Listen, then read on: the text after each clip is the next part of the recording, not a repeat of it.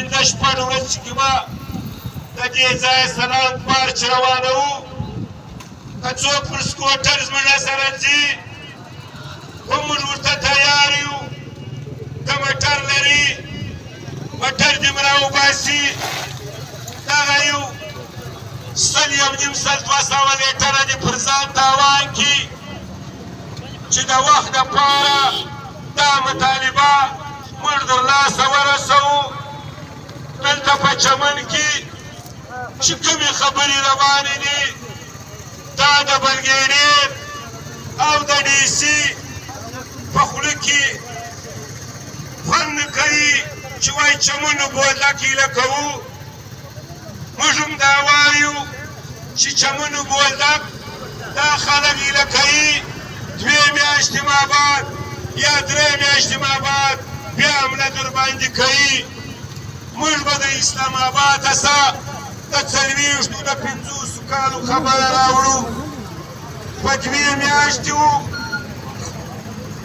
په درې میاشتې دې وي دا بلګیډیر نه خطا باسي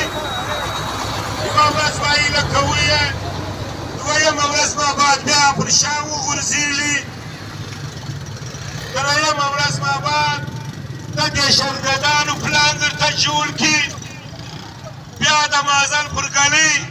د مریضانو پلان درته جوړ کړي چې موږ به پاکستان ته مریضان نه پرېږدو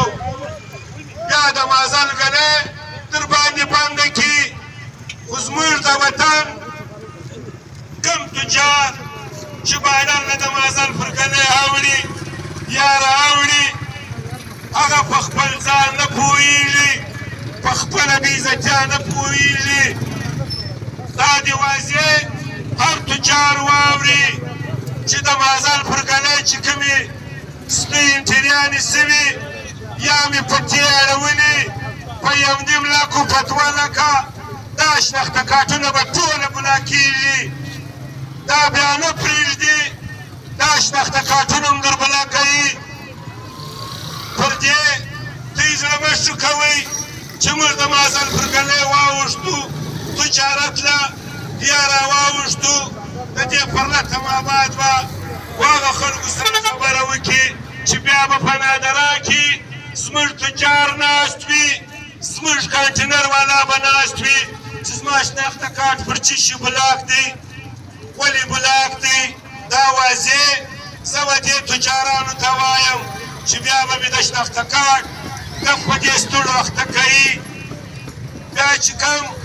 پر پاسپورټ باندې زموږ د چمن زیره کلي او دلا خلک اوښتي دي بیا به د هغو